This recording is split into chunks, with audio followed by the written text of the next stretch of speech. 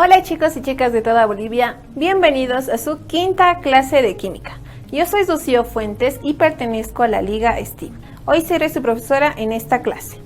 Bueno, hoy veremos el calor y sus interacciones, así que corre por un lápiz y un cuaderno que vamos a aprender mucho. Ponte cómodo y comencemos. Hoy veremos 1, que es la energía interna, como punto 2, que es el calor, como punto 3, que es el trabajo, 4, que es calorimetría, qué es el calor específico, qué es la capacidad calorífica y cómo se calcula la cantidad de calor. Punto número 1. ¿Qué es la energía interna? Bueno, para esto debes recordar inicialmente qué es energía, y lo habíamos dicho anteriormente. Es la capacidad de realizar trabajo. Y existen diferentes tipos de energía, la energía eléctrica, la energía solar o la energía química, que es la cual vamos a hacer énfasis el día de hoy. Energía química. La misma se define como el potencial que tiene una sustancia química para transformarse en otra sustancia. Esto a través de una reacción. Y como puedes ver, un caso muy típico sobre energía química es el uso de las pilas. Ahora sí vamos a hablar sobre energía interna, que está simbolizada con una letra U. La energía interna es la energía asociada al movimiento de las moléculas, es decir, esto no lo vamos a poder lograr distinguir de manera o a simple vista. Es por eso que la energía interna es conocida como una energía de tipo microscópica, porque solo se puede ver con este instrumento. Un ejemplo. Para entender con más cabalidad qué es energía interna, vemos: ¿tiene alguna energía un vaso de agua descansando sobre una mesa? Bueno, pues a simple vista pareciera que no. Pero si vemos a un nivel microscópico, vemos que existe un movimiento muy intenso de las moléculas dentro del vaso. Y esto va a generar que existan movimientos de traslación, vibración y rotación de las moléculas. Pregunta: ¿el símbolo de la energía interna es E, Q o la letra U? Tienes 30 segundos para responder esta sencilla pregunta.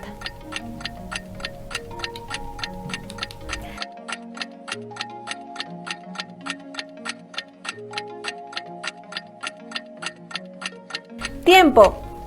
Como sabrás, la respuesta es: la energía interna se simboliza con la letra U, no lo olvides. Punto número 2. ¿Qué es el calor? Bueno, el calor es la transferencia de energía térmica entre dos cuerpos que están a diferentes temperaturas. Para esto vemos este ejemplo en el cual el cuerpo 1 transmite energía al cuerpo 2, y cuando las mismas alcanzan una misma temperatura, a esta se le llama temperatura de equilibrio. Ejemplo, por ejemplo, aquí tengo una taza de café que tiene 70 grados centígrados y también tengo un vaso de leche en el cual está una temperatura de 15 grados centígrados. Si yo combino ambas, es decir, voy a mezclar el café con la leche, al transcurrir el tiempo voy a tener una temperatura de equilibrio que va a ser más o menos 40 grados centígrados, es decir, una temperatura inferior a la del café y una temperatura mayor a la de la leche. Si vemos esto en este diagrama de temperatura y tiempo, como dijimos, la temperatura del café está a 70 grados y la temperatura de la leche a 15 grados centígrados. Al pasar el tiempo, esta temperatura de equilibrio va a llegar a ser a 40 grados centígrados. Pero tal vez te preguntes, ¿qué tipos de transferencia de calor existen? Bueno, pues existen 3 tipos de transferencia de calor. Tenemos la radiación, que es a través de ondas electromagnéticas, el cual es un proceso que carece de contacto entre los cuerpos, es decir, no hay un contacto entre ambos cuerpos. Y es así que se transporta el calor. También tenemos la convección, que es a través del movimiento real de las moléculas, y esto solo surge en gases o líquidos y no así en los sólidos. Es decir, que las partículas pueden desplazarse transportando el calor sin interrumpir la continuidad física del cuerpo. Y por último tenemos la convección, que es a través de la agitación térmica de las moléculas, pero sin que éstas se desplacen, es decir, las moléculas no se van a mover. Es un proceso muy sencillo y a la vez se categoriza como invisible, pues esta transferencia ocurre sin nada físico visible. Un ejemplo muy claro sobre estos tipos de transferencia de calor lo vemos en esta imagen, en el cual ponemos una olla que contiene agua líquida sobre una cocineta, la cual le va a otorgar energía y la misma se va a llamar, esta transferencia de calor se va a llamar radiación, porque no existe un contacto entre ambos cuerpos. El otro tipo de transferencia de calor es la convección, el cual va a surgir en el agua líquida, es decir, dentro de la hornilla. Esta agua líquida va a moverse, va a transportarse sus moléculas y las mismas van a llevar el calor. El último ejemplo es en cuanto a la conducción. Como pueden ver, el calor se está transportando a través de la manga de la hornilla. Pregunta: ¿la transmisión de calor del Sol hacia la Tierra es, inciso A, por conducción, inciso B, por convección o inciso C, por radiación? ¿Qué crees tú? Tienes 30 segundos para responder esta pregunta.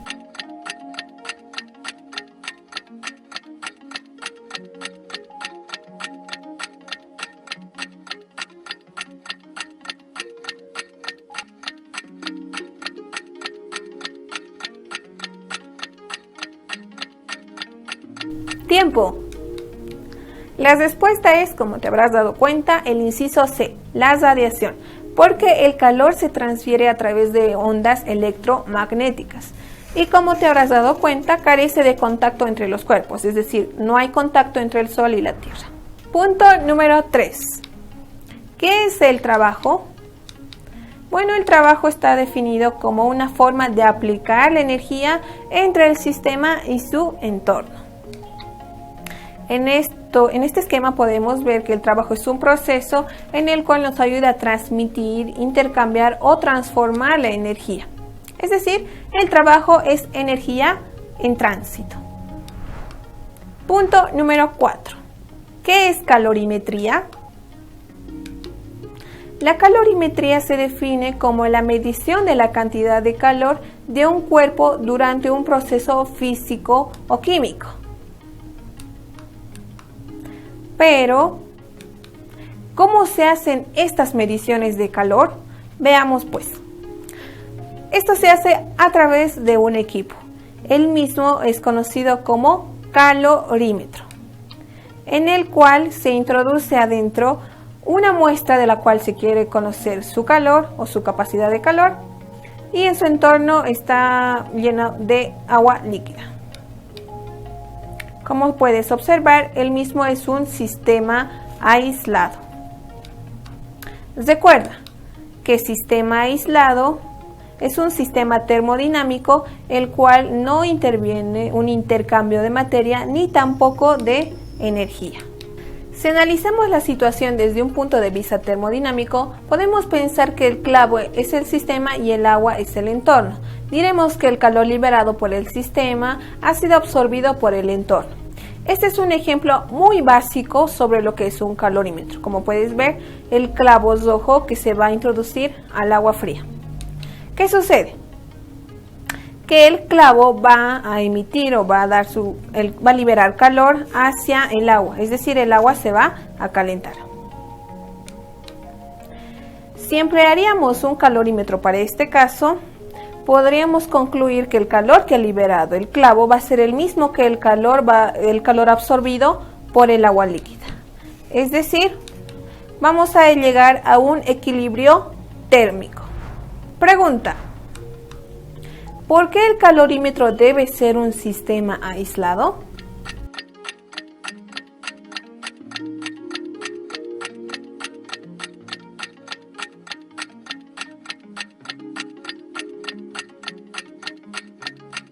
Tiempo. Porque no debe considerarse el calor que está fuera del calorímetro. Solo debe considerarse para calcular el calor del cuerpo en estudio, es decir, lo que está dentro como muestra dentro del calorímetro. Punto número 5. ¿Qué es el calor específico? Bueno, el calor específico se simboliza con las letras C y E. Y él mismo me define que es la cantidad de calor que necesita 1 gramo de una sustancia para elevar su temperatura en 1 grado. Por ejemplo, aquí tenemos una pequeña cantidad de agua, el cual tiene una masa de solo 1 gramo, y él mismo va a requerir calor.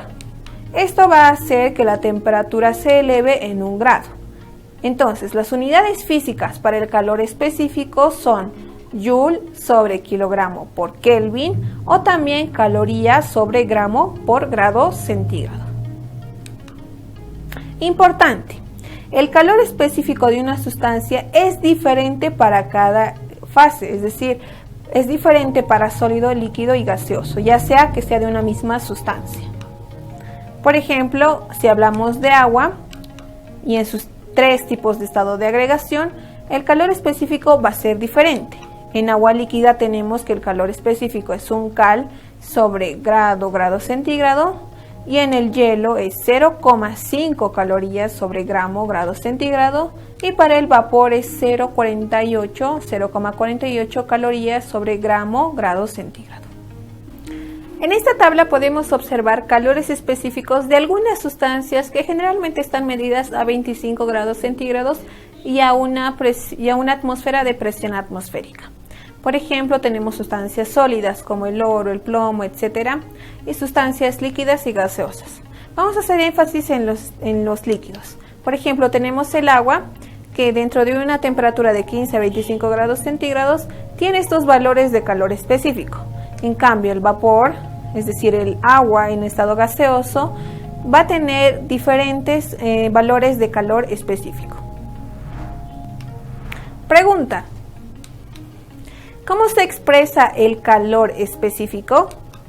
Inciso A, en unidades de gramos por grado centígrado sobre caloría. Inciso B, calorías sobre grado centígrado. O inciso C, grado centígrado sobre gramo. ¿Qué crees tú que es la respuesta correcta? Tienes 30 segundos para responder.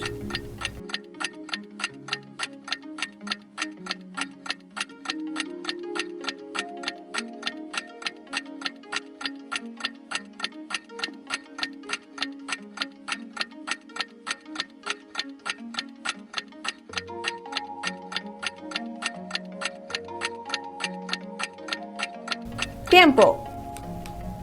La respuesta es, como te habrás dado cuenta, el inciso B. Sus unidades son calorías sobre grado centígrado.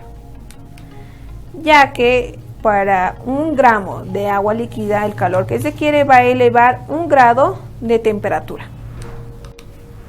Punto número 6. ¿Qué es la capacidad calorífica? Es diferente a calor específico. Bueno, la capacidad calorífica se define como la cantidad de calor que necesita un cuerpo para elevar su temperatura en 1 grado. Quizás te parezca muy similar a calor específico, pero la diferencia está entre capacidad calorífica es la capacidad que necesita un cuerpo en sí, un todo, no necesariamente tiene que ser 1 gramo.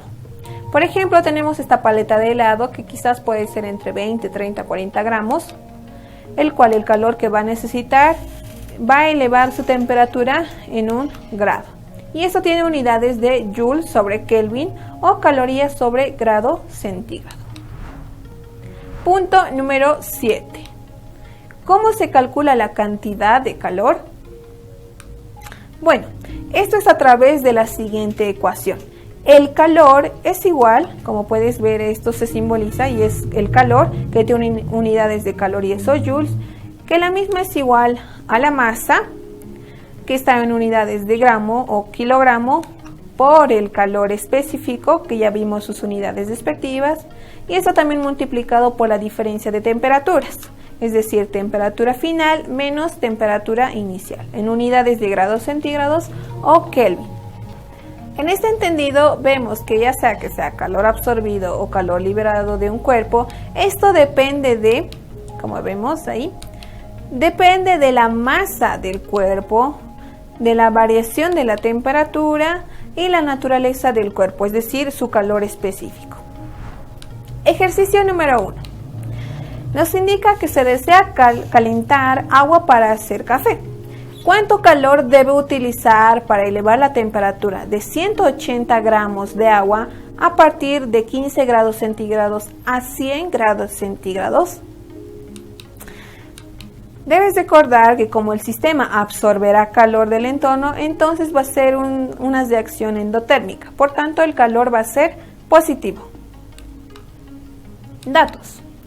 La masa será 180 gramos, temperatura inicial nos dice de 15 grados, una temperatura final de 100 grados centígrados y como estamos hablando de agua, el calor específico será 1 cal sobre grado centígrado. Solución. Usamos la fórmula anteriormente mencionada, calor es igual a la masa por calor específico por la diferencia de temperaturas. Y como poseemos de todos los datos, entonces simplemente reemplazamos valores. Calor es igual a 180 por 1 por la diferencia de 100 menos 15. Hacemos el cálculo, operamos y tenemos que el calor que va a ser absorbido va a ser 15.300 calorías o el equivalente a 15,3 kilocalorías. Ejercicio número 2. Nos dice que mezclamos 800 gramos de un líquido A de 0,80 calorías grado centígrado de calor específico y con una temperatura inicial de 72 grados centígrados con 600 gramos de agua a 57 grados centígrados. ¿Cuánto vale la temperatura de equilibrio? Bueno, vamos a desarrollar de una manera más comprensible este ejercicio. Ahí tenemos. Este es el líquido A, que tiene una masa de 800 gramos, un calor específico de 0,80 y una temperatura de 72 grados centígrados. Y tenemos también el agua con una masa de 600 gramos, un calor específico de 1 y una temperatura de 57 grados centígrados. Como vamos a mezclar ambas sustancias, te darás cuenta que en algún momento se va a llegar a una temperatura de equilibrio. Y es esa la pregunta, ¿cuánto vale esta temperatura de equilibrio? Ya que la temperatura del agua es más bajo, entonces para llegar a la temperatura de equilibrio va a necesitar un calor que va a ser mayor a cero, es decir, va a absorber calor. En cambio, para el líquido A, hasta que se llegue a la temperatura de equilibrio, va a liberar una cierta cantidad de calor, es decir, este calor va a ser menor que cero. Vamos a hacerlo por partes. Primero analicemos al líquido A. Estos son sus datos de masa, de temperatura. La temperatura de equilibrio es nuestra incógnita y este es su calor específico. Entonces vamos a calcular primero su calor usando la fórmula que ya habíamos visto anteriormente, donde la temperatura final va a ser la temperatura de equilibrio y la temperatura inicial va a ser 72 grados centígrados. Vamos a reemplazar valores y esta va a ser nuestra ecuación número 1. Ahora analicemos la segunda sustancia, que es el agua. Tenemos su masa, la temperatura de equilibrio, que es nuestra incógnita, y su calor específico. Del mismo modo vamos a proceder a calcular el calor que ha absorbido con la misma fórmula, donde la temperatura final en este caso va a ser 57 grados y la temperatura inicial va a ser la temperatura de equilibrio. Vamos a reemplazar valores y esto lo vamos a dejar como una ecuación número 2. Pero, ya que ambas van a llegar a la temperatura de equilibrio, entonces podemos deducir que el calor que ha liberado el líquido A es el mismo calor que ha absorbido el agua. Entonces igualamos calores, podemos igualar también lo anteriormente mencionado, reemplazamos los valores que teníamos anteriormente y despejamos la temperatura de equilibrio, ya que todo lo demás es dato conocido. Despejamos y operamos y tenemos que la temperatura de equilibrio es 64,74 grados centígrados. Dato curioso. Ya que estamos hablando de calor, vamos a ver sobre la interacción del calor en la Tierra sobre el calentamiento global. Bueno, en sencillas palabras, el calentamiento global es el incremento global de la temperatura promedio de la superficie terrestre. Y esto es causado generalmente por las actividades antrópicas, es decir, causadas por las actividades de los humanos. como la emisión de los gases de efecto invernadero, GEIS, que son, por ejemplo, el dióxido de carbono, el metano, óxidos de nitrógeno, etc. Bueno, la temperatura promedio del planeta se ha ido elevando con el pasar de los años. Por ejemplo, ahí tienes un gráfico donde muestra cuánto se ha ido elevando y tenemos que para este año 2020 se ha aumentado 1 grado de la temperatura promedio. Quizás te parezca muy poco, pero en realidad esto es una elevación muy alarmante. Para esto veamos un poco sobre cómo se genera la temperatura media de la Tierra. Bueno, para esto debemos saber que el Sol emite un gran caudal de energía. Como todos los cuerpos tienen el equilibrio térmico, la Tierra, al recibir la energía radiada por el Sol, adquiere la suficiente temperatura como para emitir esta energía tanto como la recibe. Y a esto nosotros llamamos radiación reflejada, es decir, que todos los cuerpos tienden al equilibrio térmico. Esta es la radiación reflejada. Pero te preguntarás, ¿qué tienen que ver con todo esto los gases de efecto invernadero? Bueno, pues los gases de efecto invernadero consiste en la presencia de ciertos gases en la atmósfera que dificultan la emisión de esta radiación reflejada. Como puedes ver en esta imagen, tenemos estos gases, ya sea que son por diferentes tipos de emisiones industriales, por emisiones de la casa o de los automóviles, forman una capa en la atmósfera, lo cual dificultan que la radiación sea reflejada. Por tanto, este calor se va a quedar interno en la Tierra y eso hace que la temperatura promedio de la Tierra se eleve cada vez más. ¿Qué ocurre si aumentamos esta temperatura, ya que hemos llegado a aumentar 1 grado centígrado? Pero si aumentáramos a 1,5 o incluso hasta 2 grados centígrados, se van a tener muchos efectos negativos sobre la Tierra. Por ejemplo, va a haber un acceso más disminuido del agua, va a haber unas especies en extinción en la Tierra, vamos a tener pérdida de plantas, los ecosistemas van a estar realmente afectados por esto, ya que las cantidades de área terrestre van a disminuir, de ecosistemas van a disminuir en gran cantidad. Va a haber un rendimiento de cultivo muy bajo y va a haber un calor extremo, es decir, que la población va a haber más población expuesta a olas de calor. Por ejemplo, tenemos que si llegamos a 1,5 grados centígrados, el 14% de la población va a estar expuesta a este calor extremo, o el 37% de la población en caso de que lleguemos a 2 grados centígrados. Bueno, pues hoy vimos sobre qué es la energía interna, qué es el calor, qué es el trabajo, qué es la calorimetría, qué es el calor específico, qué es capacidad calorífica y por último cómo se calcula la cantidad de calor. Además de que vimos sobre un dato curioso que es lamentablemente muy interesante, pero es muy lamentable para nuestro planeta. Bueno, espero te haya gustado nuestra clase. Si te gustó puedes comentarla con tus compañeros, así que conmigo será hasta la próxima clase de química. Nos vemos, cuídate mucho, chao.